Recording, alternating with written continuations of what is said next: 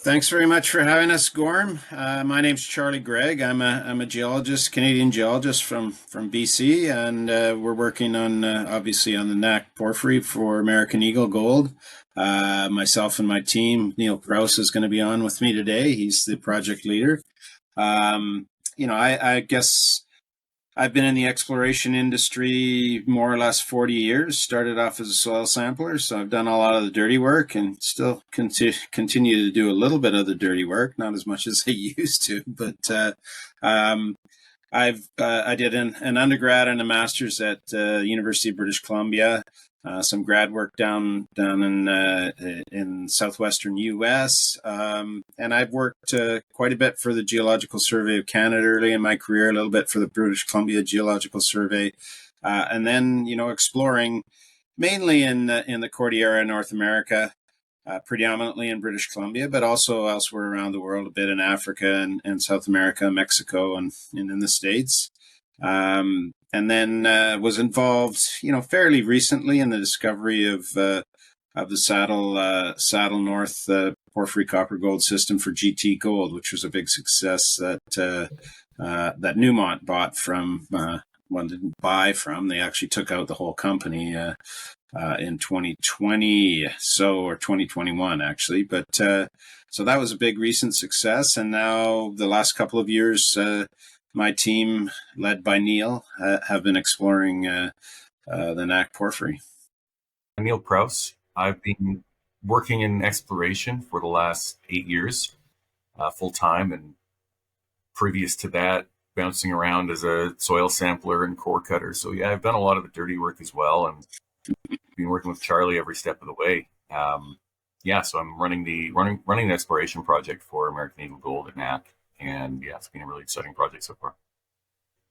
Okay, so yeah, we'll start with an overview of the our current understanding of the surface geology, which is derived mainly from historical drill hole interpretation, combined with the much coarser scale regional mapping. And then we'll dive into the different geophysical anomalies that kind of characterize the scale of the deposit. And it's really what brought the historical operators to the area in the first place. And so, yeah, this is a map right now of the surface geology. The pink circle in the middle here is our roughly, as we understand it right now, cylindrically emplaced granodiorite stock. Now, surrounding this granodiorite stock is our classic magnetic high, resistivity high, and then broad chargeability halo around the outside. With that porphyry stock here about 1 kilometer by 1 kilometer in dimension, and the phyllic halo surrounding it almost 3 kilometers across. Actually, a little bit larger. So, can you just point out where the historical holes are, Neil? Yeah, so the historical holes. Versus... So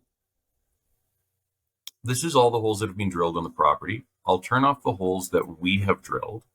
And this is the historical drilling with the historical assays on it. Bearing in mind, this was BQ core, which can sometimes underrepresent the gold, so it's quite a bit narrower. And we don't have silver information or molybdenum information, and we found those to be fairly significant contributors. So it's not, quite comparing apples to apples, but in general, you can still see where these drill hole traces. This is a top-down perspective 3D view. So we're looking through a slightly transparent surface drape. And what we can see is where these zones are yellow and a little bit wider, that corresponds to a higher grade. So in this case, anything red is over 1% copper, anything yellow is between 0.3 and 0.5, orange is between 0.5 and 1, and green on this color scale is between 0.1 and 0.3% copper equivalent. So historically, there was a very broad anomaly defined. These are very shallow holes. The average depth is only testing about 170 meters below surface, and only 7 holes tested below 300 meters for the entire historical drilling. So what we came in and did was test along the western margin of the intrusion, which is where historically they defined the south zone, as I'm covering here with my mouse, and the north zone. And these were broad, relatively low grade, near surface copper anomalies. We came in and drilled quite a bit deeper, and we stepped out a little bit, right? Because we want to show that there's scale, but we also want to see, is there some higher grade mineralization as a result of this really large system, which you often get in porphyries. And so this is with the drilling we've done now in 2022 and 2023. You can see the average hole depth of the historical holes, very, very shallow. The only holes testing down below that are the holes we drilled. And drilling off to the west of the south zone and the north zone is where we've encountered our best grade, far better grades than anything known historically.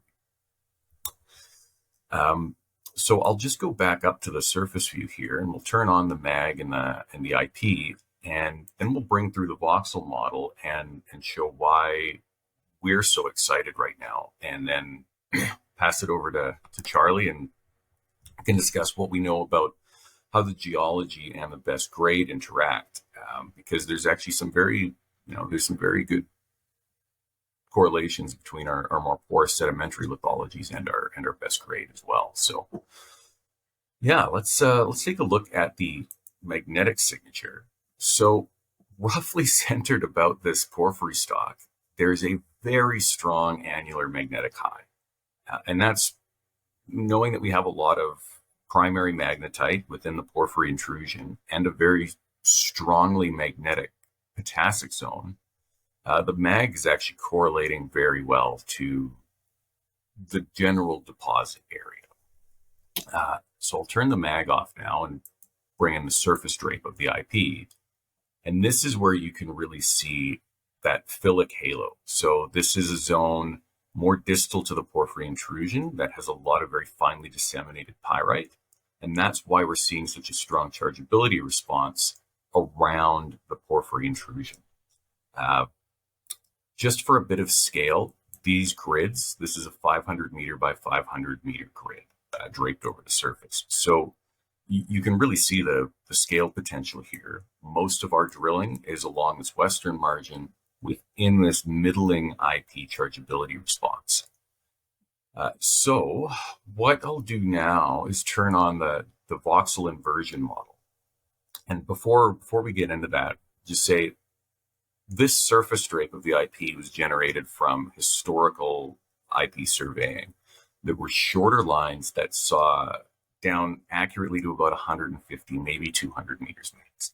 What we did later in the season this year, in 2023, was start our lines almost at the shore of the lake and ran 3 very long diagonal lines, actually extending up and off the property, just so we can get a better handle deep down below the historical IP survey. So we ran that survey, merged that data with the historical inversion model, and we saw some pretty pronounced correlations between our IP shoulder, which you've probably heard Tony mention, and our best grade.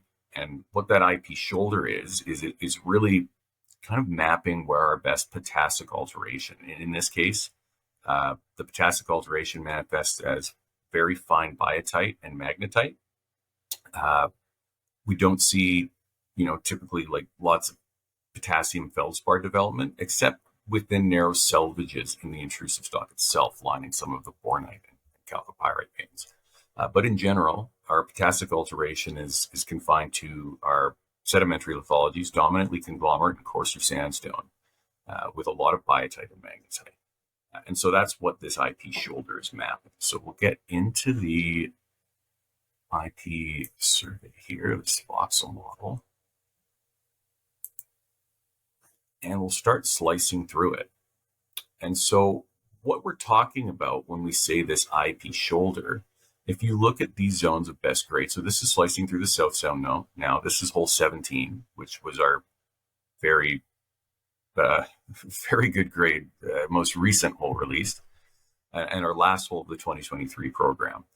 And so part of the targeting for this hole was actually looking at this IP data and saying, well, we have a really strong correlation as we transition from low chargeability into high chargeability in hole 11 and hole 8,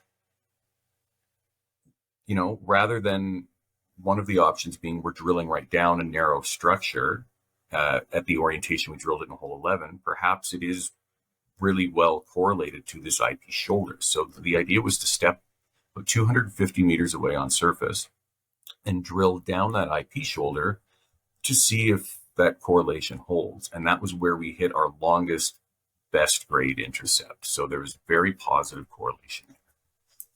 And when we step to the north, slicing through, we get back. So there's a big gap to the north where we have no information. There's no historical drilling, and we have not tested it. As we get into our north zone, this is about 500 meters to the north of the south zone. That IP shoulder correlation still holds very, very strong. And so it stands to reason that stepping this out, and actually the only historical hole that is testing over here, when it got down to this bench level, as it starts to plunge a bit steeper, that was the highest grade part of the hole. And you can see the shallow drilling, they only tested it very shallowly. So yeah, this correlation holds very strongly to the north. Same deal with hole 14. Our best grade was in that middling chargeability response. There's very little testing out along the other side, and there's still very positive encouragement along there. Yeah, and it even holds to the north in the historical drilling as well. So we're pretty encouraged by this. And the other positive indication we had was where we stepped out to the east in hole 9. So just rotate this plane looking 90 degrees, and we can see the correlation, or that IP signature, the low chargeability corresponding to the center of the intrusion, and the high chargeability correlating to what we know to be the fillip halo through drilling well into it.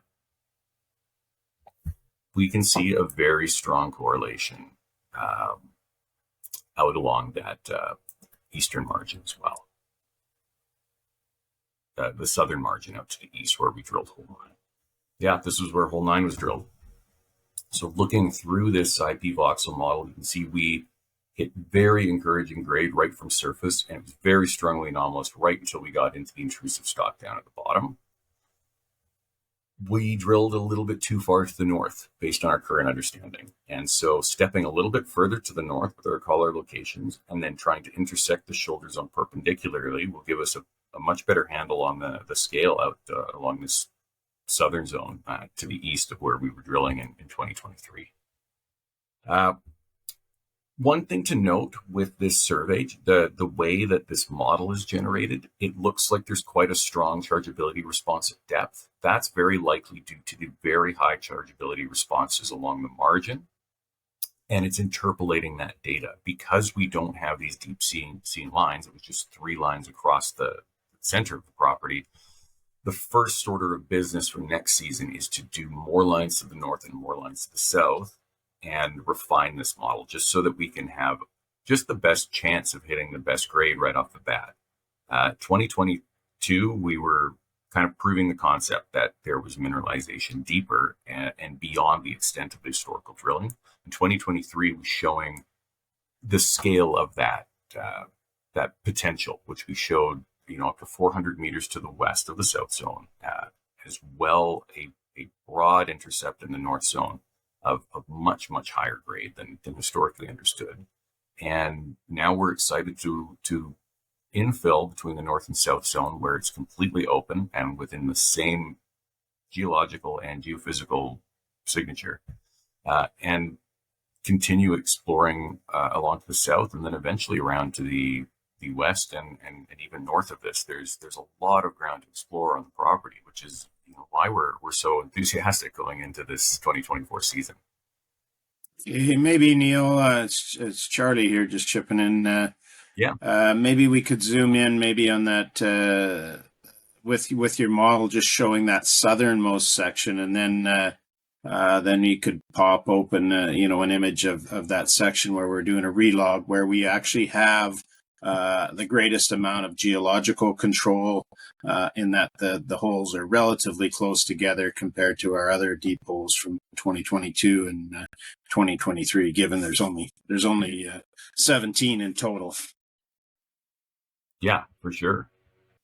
I think that the section that, yeah, there you are there. I guess you're looking from the south to the north. That's right, eh? Yep, that's right. Yeah. And I think that the other point I think it's important for us to make on that is, you can see that the topography is relatively subdued where those holes were drilled, and there's a creek valley to the west of the holes, where there might be a little bit of outcrop, not much, but where we've drilled, we have almost no outcrop. I think we don't have any. There's a little bit of outcrop up at the higher elevations to the east where the pink colors are, and that is underlain by the stock, I believe, in large part. Is that correct or no?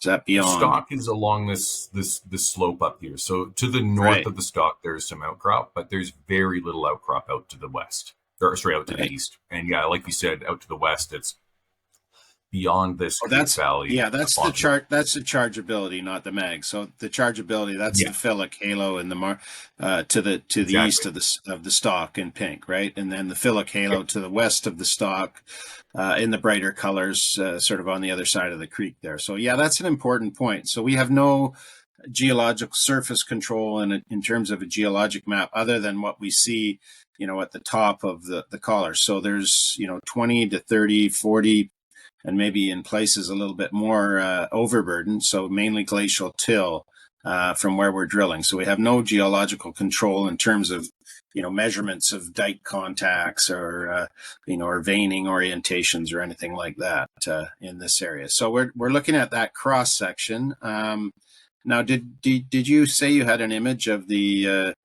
of the relog that we've done, or is this the only image that we have of that cross section?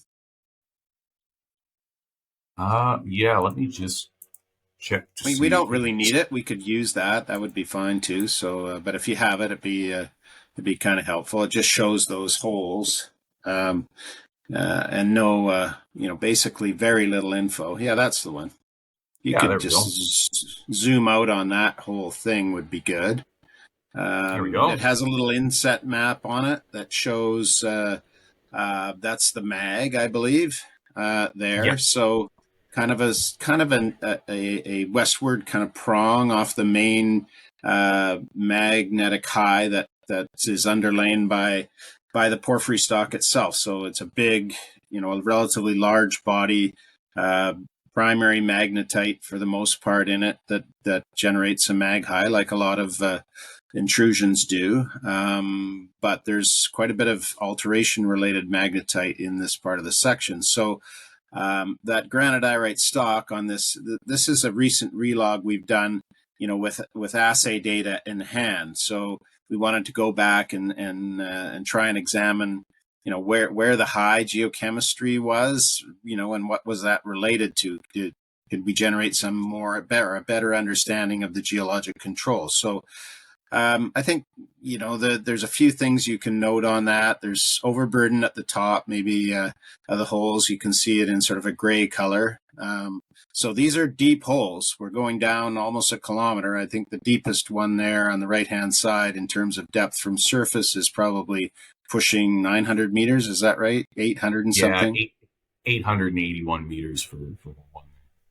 Right. And you can see that in the pink colors, that hit, mainly rock that's closely related to that granodiorite stock. So it looks like it's a steeply westerly dipping contact because that's an east-west section. It's a section, a slice through from surface, a vertical section. So maybe you could just, follow down that contact where it would go. It'd be, a steep from surface, dipping steeply westerly. That's right. And then there's there's some pink dikes that are somewhat related, I think, to the granodiorite stock, which is Eocene in age, roughly 52, 53 million years old. We sort of knew the age going in from older sort of 70s era potassium to maybe even 60s era potassium argon dating, which gives a cooling age, but I think it's roughly the same age that we've gotten recently from uranium lead zircon dates. So it's 52, 53 million years in age. And then there's plenty of dikes that are associated with that, both temporally, in time. They come out with the same ages that we've dated.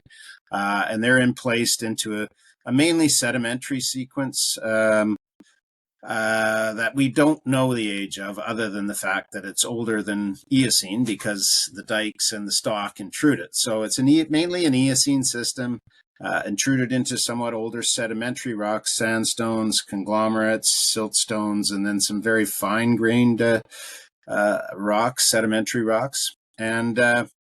And you can see some of them in the colors on this map. So all the sedimentary rocks are basically shown in yellow.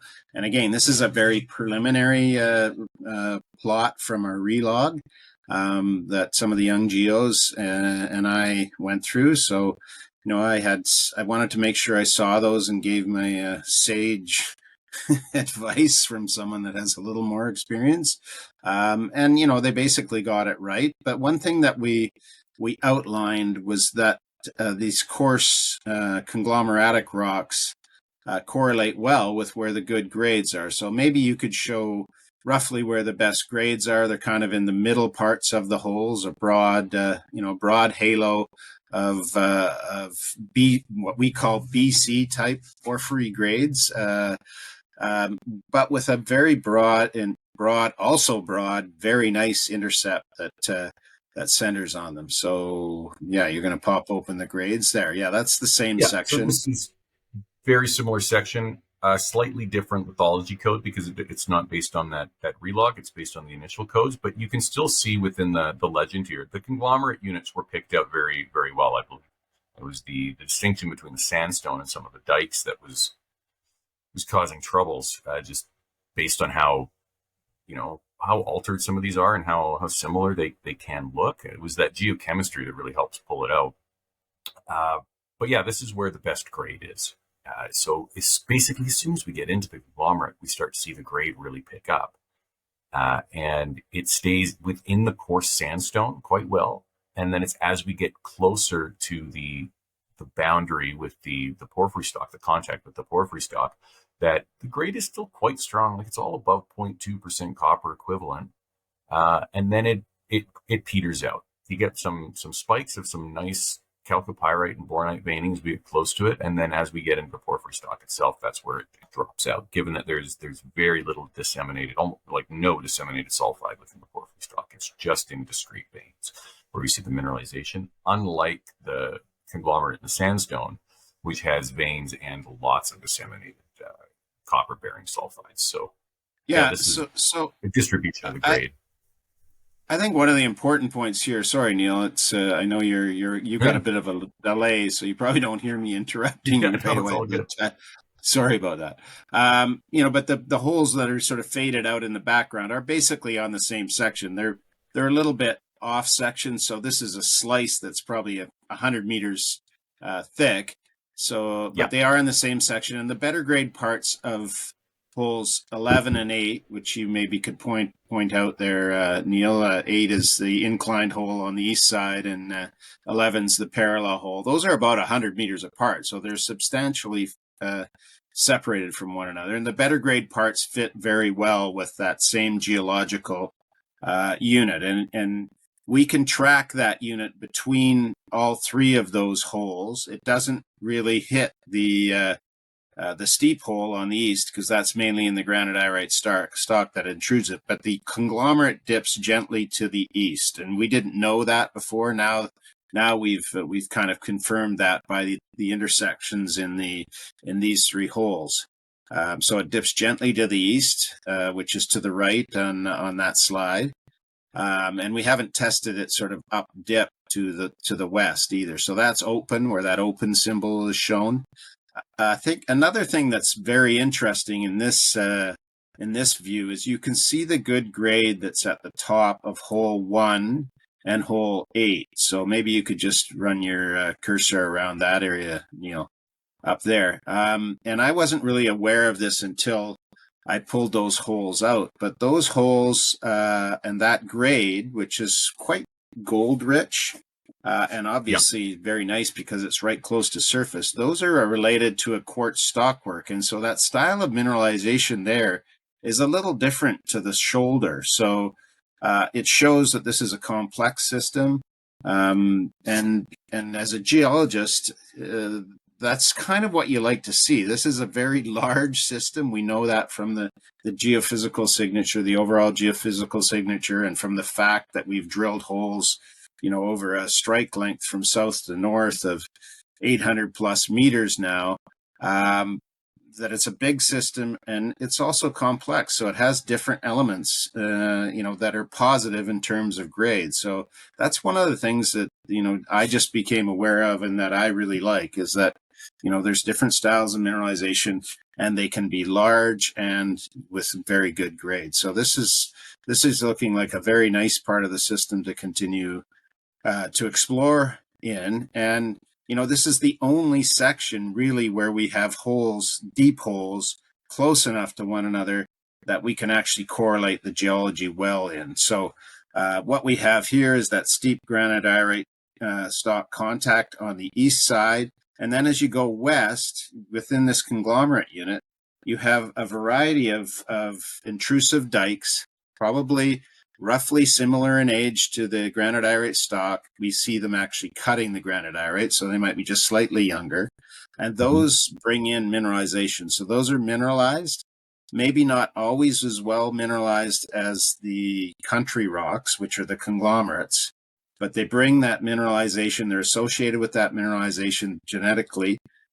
And the rocks that are around the longest and have been intruded by a number of these phases of dikes, they get to be the best mineralized rocks around, and that's the conglomerates. So it's important that we have a number of these phases of dikes. It's important that we have receptive wall rocks, either chemically or perhaps they're more permeable. We don't really know for sure.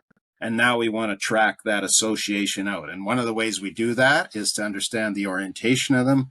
It looks like we've got an understanding of the conglomerate orientation dipping gently east here. And the other thing we don't know exactly, we do know that some of the dikes, I think, trend to the north and are steep, such as close to the granodiorite contact where you could see the pink in the relog part. But we've got to chase down those mineralizing dikes a bit better. And once we understand those, then we can walk that geology, use that geology to target our drill holes in the future. So, how do we do that?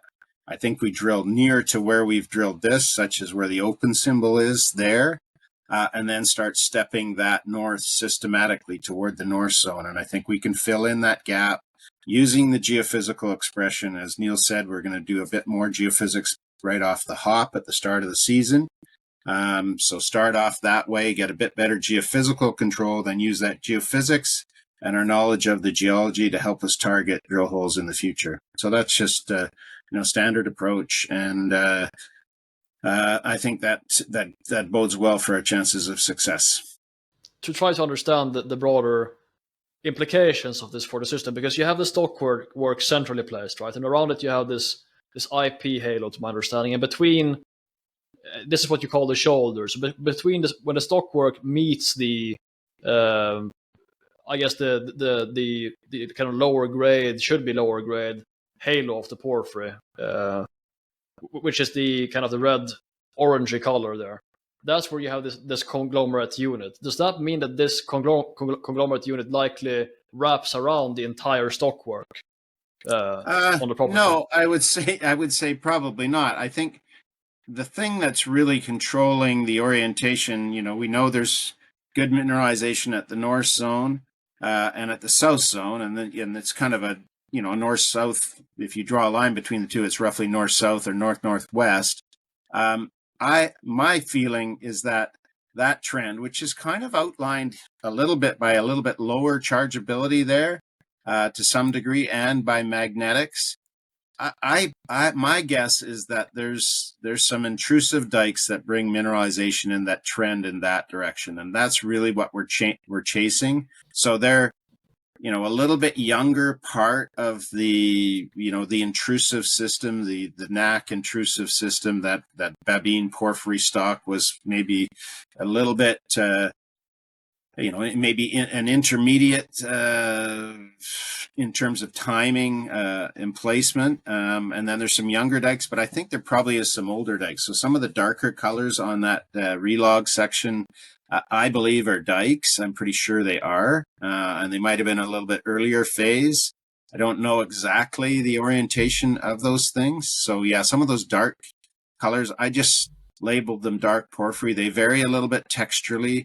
It's not as obvious what their orientation is, so they could be coming in through a little bit of an angle. So perhaps there's more than one orientation there. And we'll only find that out with more drilling.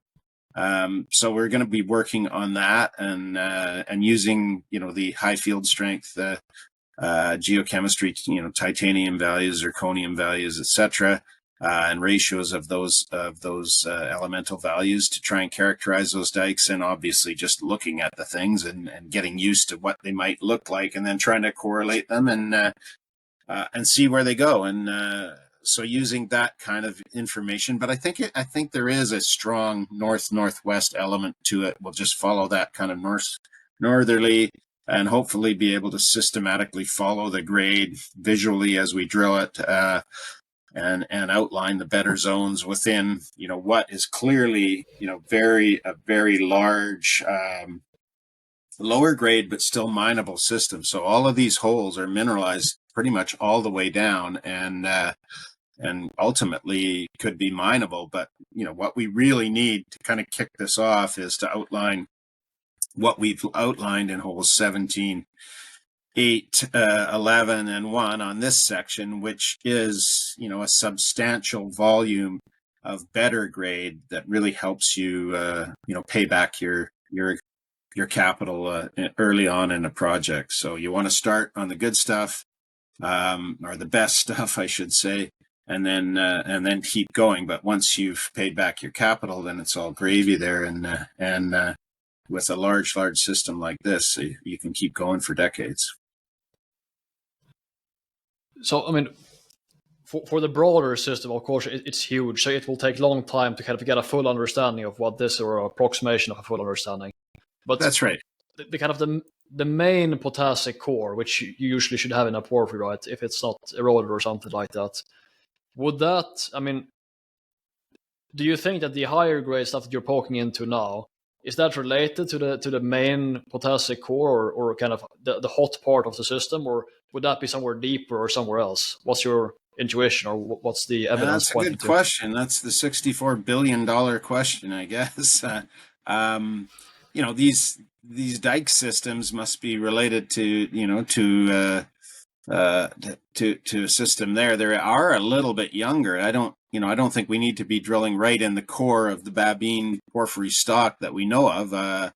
And I think the way to find that is to follow it. Yeah, we're hoping that there's some high grade potassic core. I mean, the core of potassic alteration can also be barren. We might need to be marginal to that. If you look at the classic models, sometimes the best grade is just marginal to that. So I don't know that we've hit that yet, or we're on the edge of it. I'm not sure.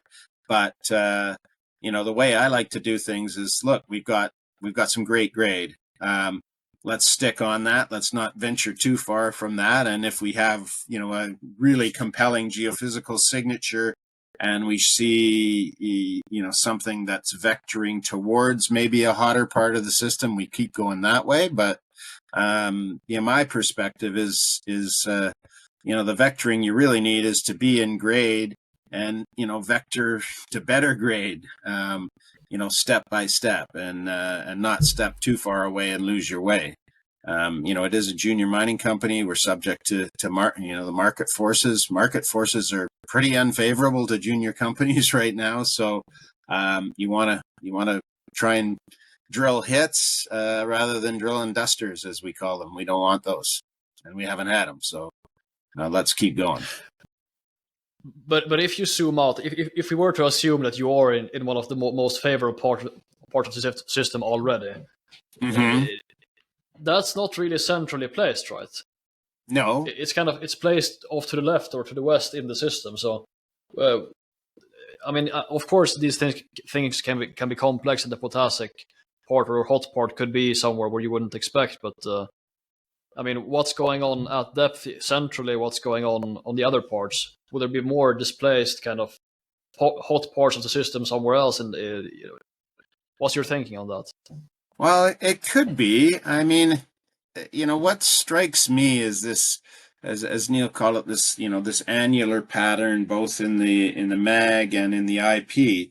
I don't see. Yeah, I can see there being faults and things, some kind of displacement on things, but I don't see a huge displacement on that annular pattern, and I see that northwest trend in the IP chargeability. It's muted, just as you go northwest from where Neil's cursor is. But if you just ran that cursor up that trend, Neil, and the chargeability there, and the mag has sort of a trend there, and it has that westward prong in the mag in particular in the southern part there, where we've drilled. So I think putting the two together, just that prong, we need. I think it would help us to better define those parameters and see how that works, and then remodel it. But the models themselves, the geologic models with the potassic core and the phyllic halo and stuff, this broadly fits this very nicely. But every porphyry is different, and I think we just don't have that great of a geologic understanding because of the amount of cover on this property. So there just is not a great geologic understanding.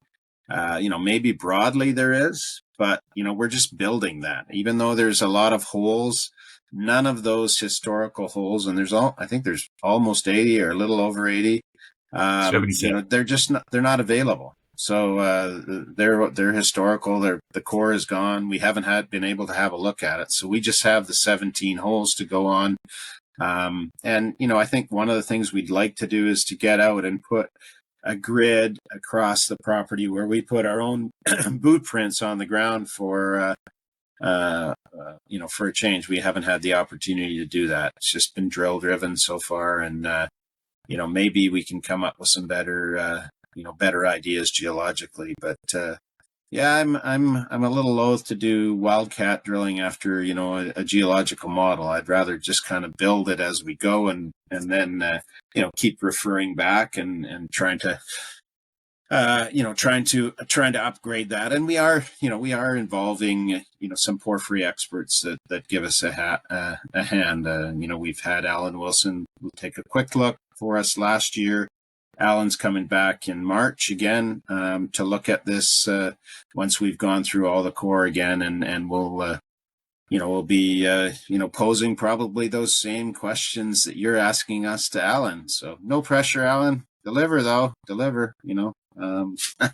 Anyway, I'm just joking. He's a good guy, and he'll appreciate that. There's a bit of humor in that one, I think, too.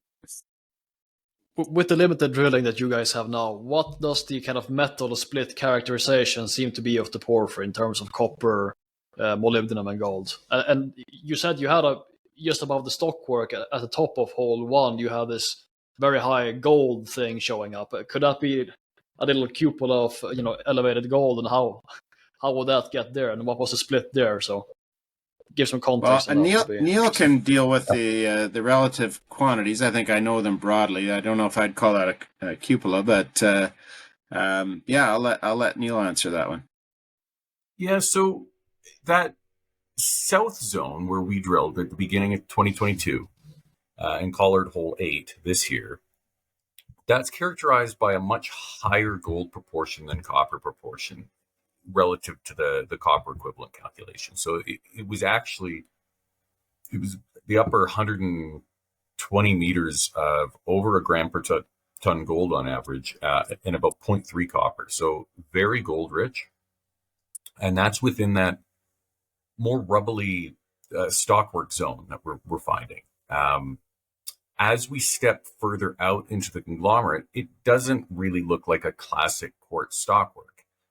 It's a lot more just broadly disseminated and actually like phenocryst replacement within some of the phenocrysts within the intrusive class. There's class of intrusive rock, or volcanic rock, volcaniclastic rock. It's a bit of a heterolithic mixed bag in the conglomerate. The mineralization in that is dominantly as disseminations. There are some veins, but a lot of those veins are what I think we're inferring right now are maybe a little bit later stage anhydrite veins, as well as just some narrow sulfide dominant veins, but mostly it's disseminations. And within this western area of the South Zone, it's about an even mix between molybdenum, gold, and copper. And as we step to the north, the mineralization style is very, very similar. There's a bit of a higher proportion of bornite. And as such, the copper grade is a bit higher. The gold is still fairly strong, 0.2 to 0.4, some kicks up of over a gram per ton as we get deeper into the north zone. But the copper is about 75% of the copper equivalent calculation in the north zone. And molybdenum is notably lower. So yeah, north zone, more copper rich, still with some moderate gold values. The south zone, quite a bit more gold rich with moly starting to come in.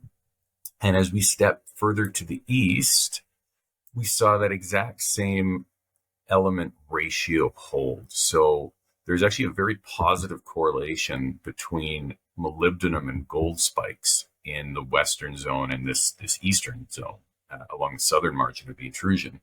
And copper is very consistent throughout that. So copper and gold are very clearly associated. And then where we see gold kicks, it's because we see moly kicks, or vice versa. But there is a very strong correlation with that. So there's, like Charlie said, it's not a simple single thing to be looking for here. It's a complex system, and there's some different manifestations of the distribution of elements within that overall grade. So yeah, very, very interesting.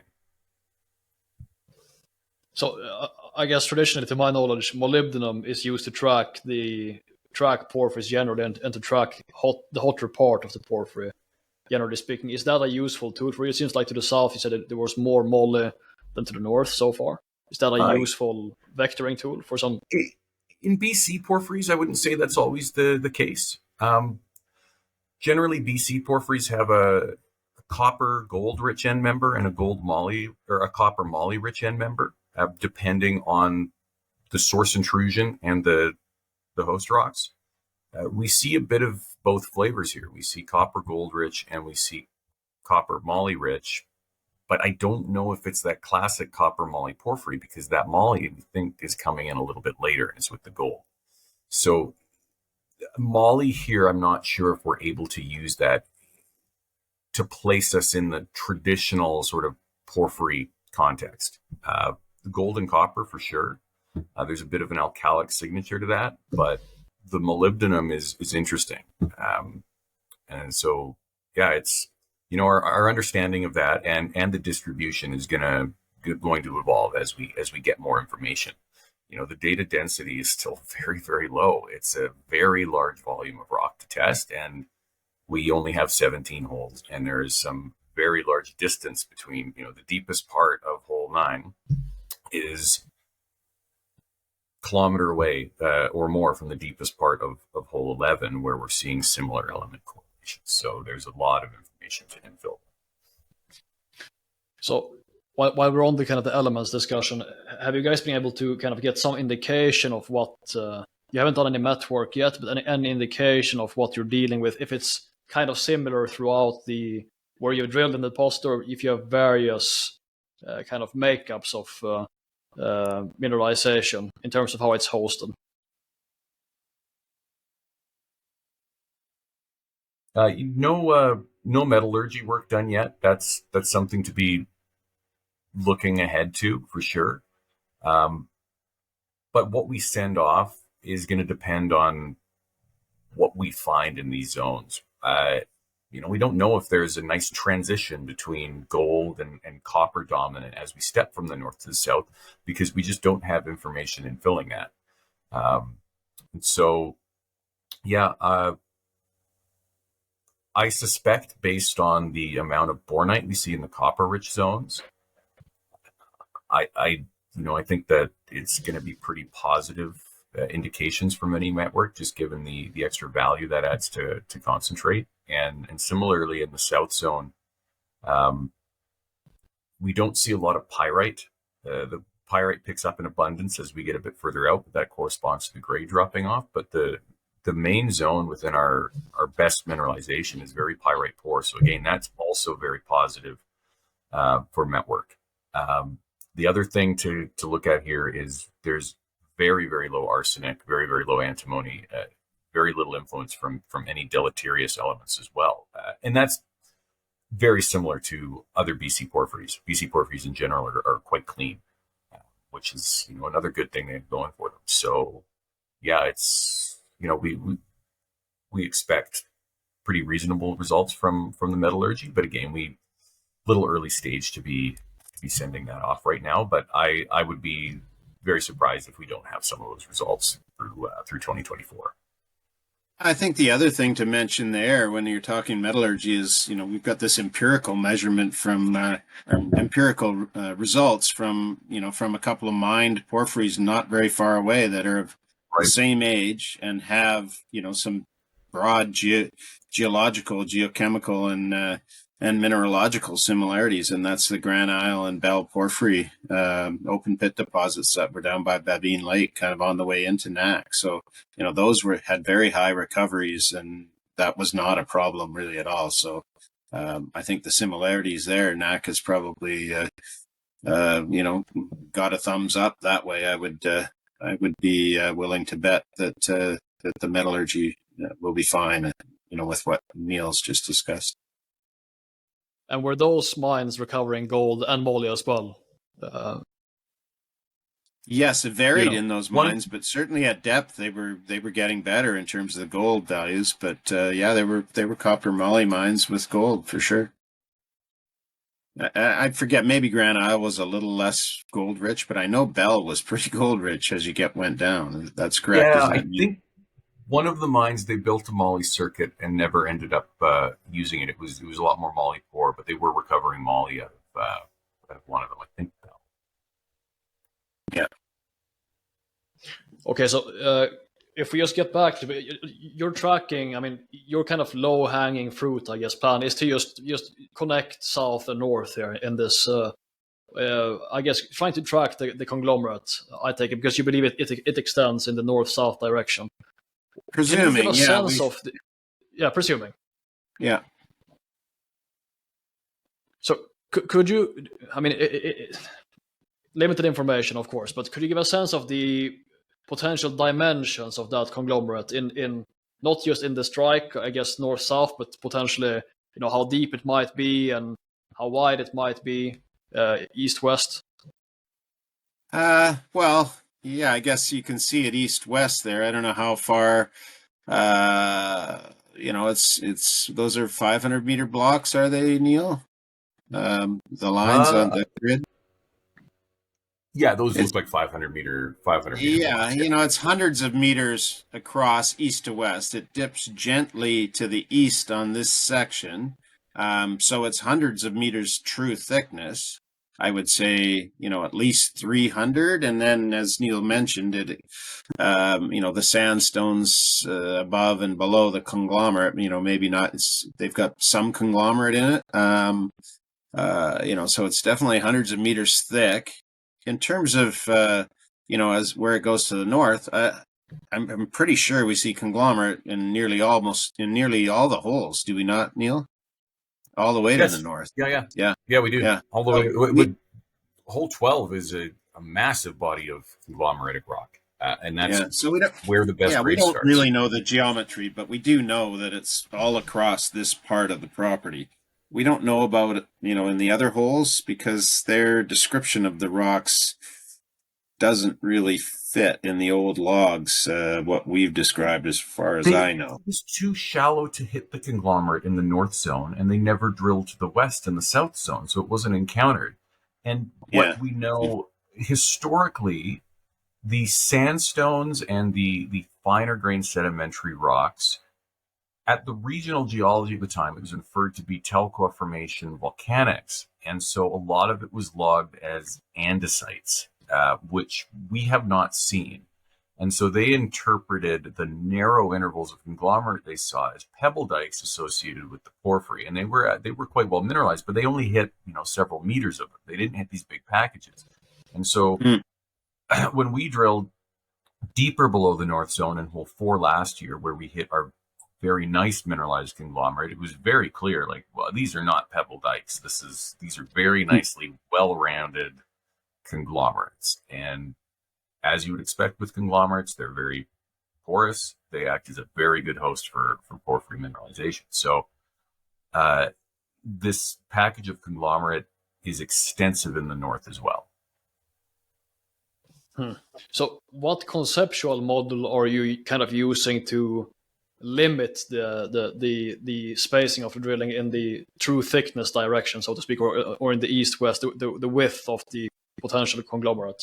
Or do you not really have any idea of it? I think what we have is some geophysical characteristics that seem to correspond with where the best grade is, and that would correspond to, in a very simple-minded fashion. I'm a simple-minded guy, so it's like the conglomerate goes this way, north to south. Let's say now we kind of think it's gently easterly dipping, and it's cut by steep north-northwest trending dikes.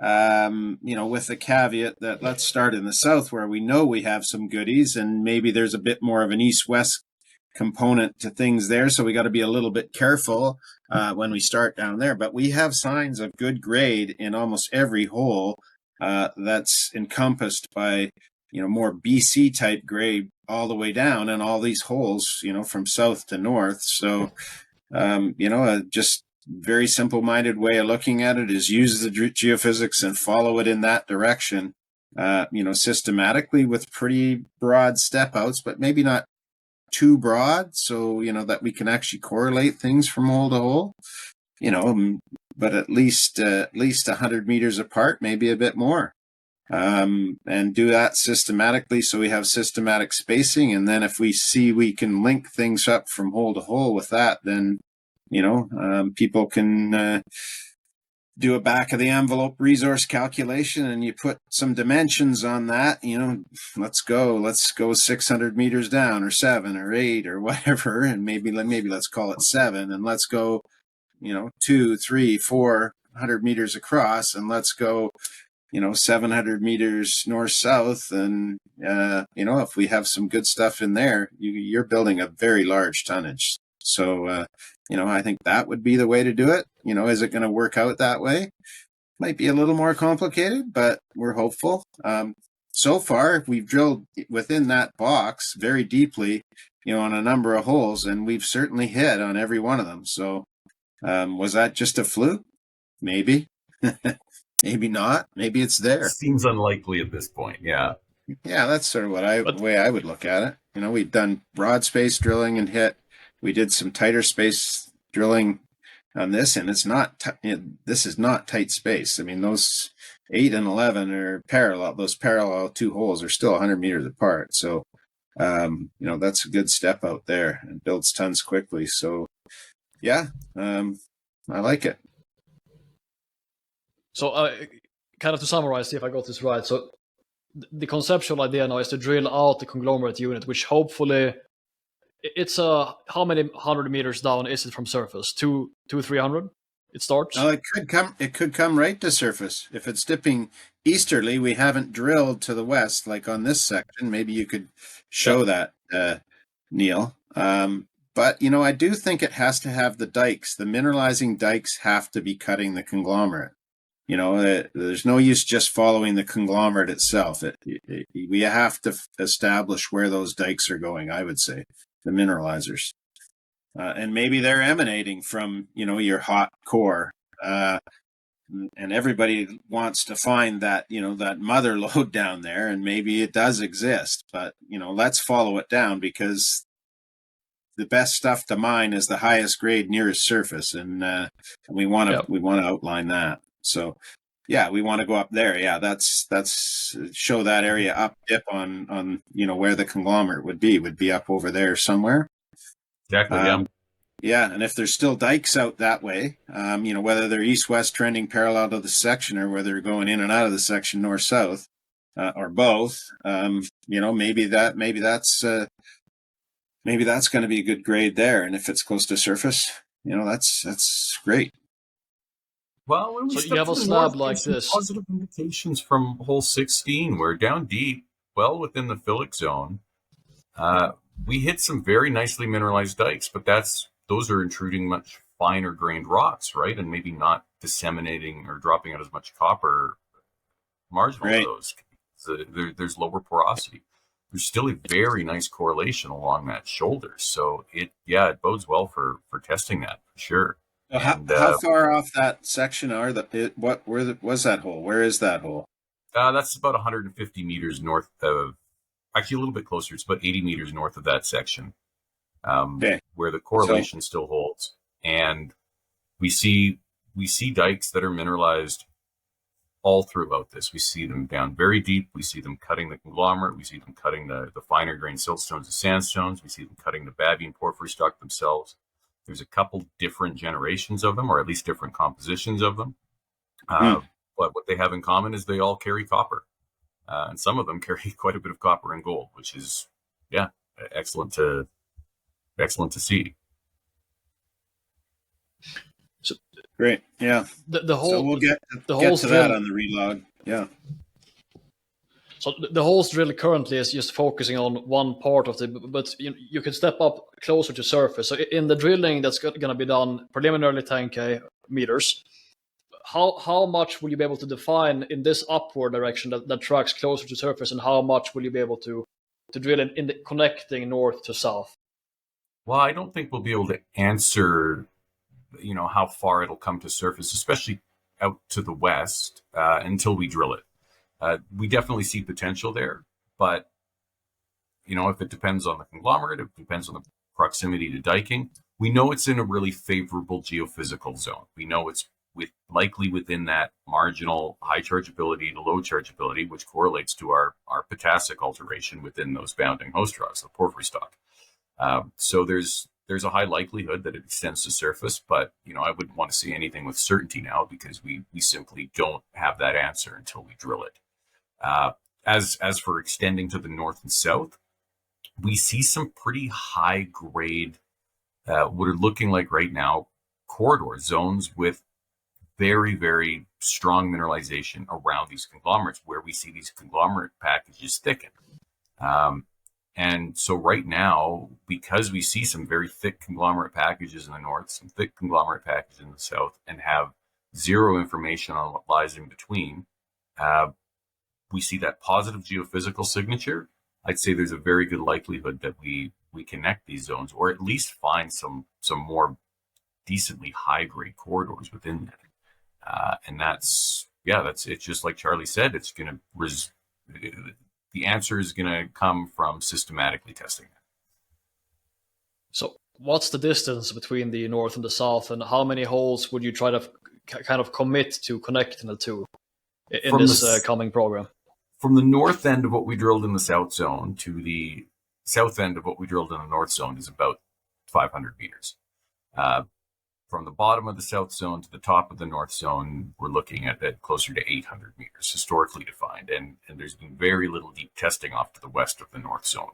A little bit by us in hole 12, which was a fantastic hole, but nothing done historically. So yeah, there's quite a bit of strike length to extend just along that southwestern margin of the intrusive stock.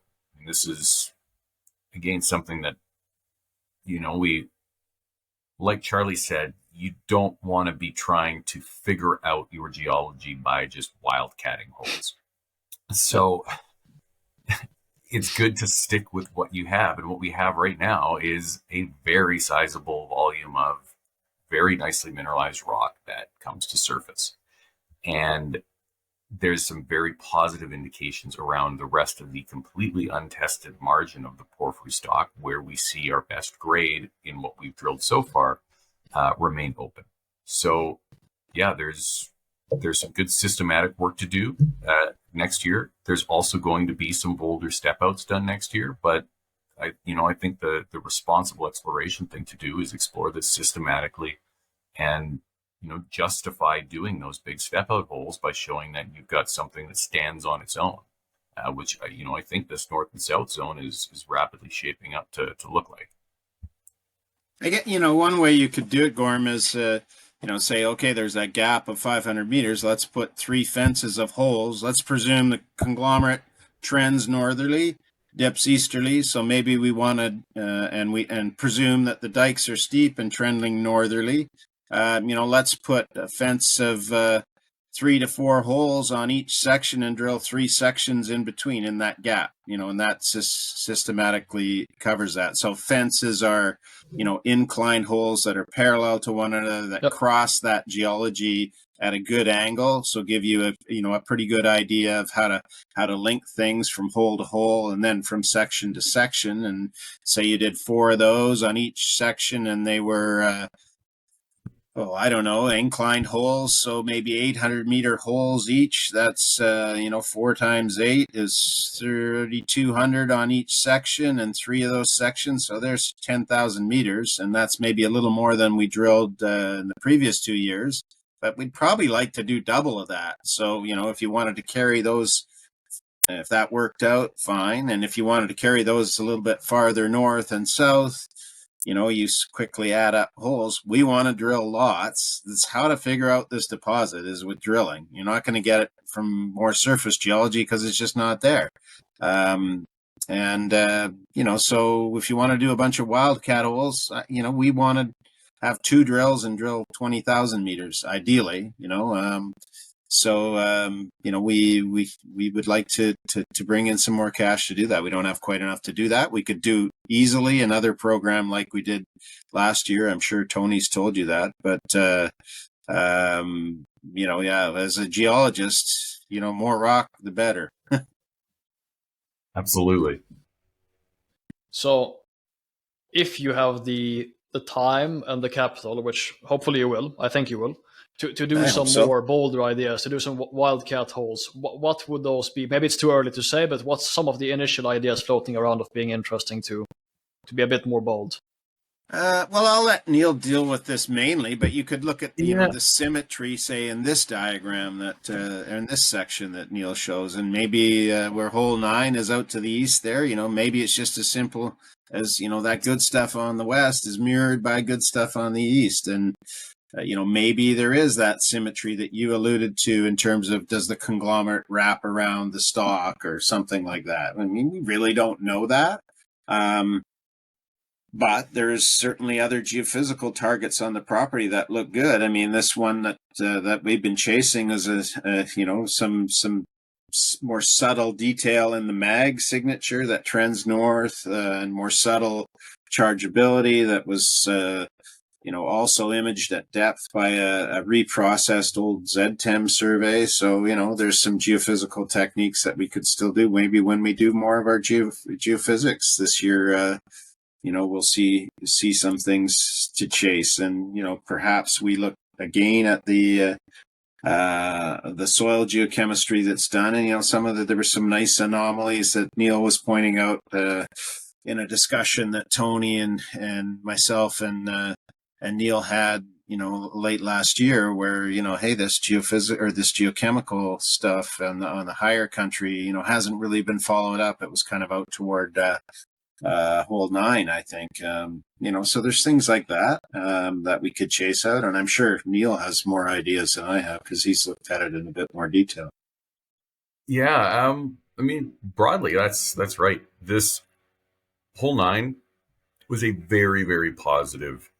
It was the one really bold step out we did last year, and we hit very encouraging copper. It was anomalous right up until the intrusive stock. Where we were in the intrusive stock, we're still seeing copper veining.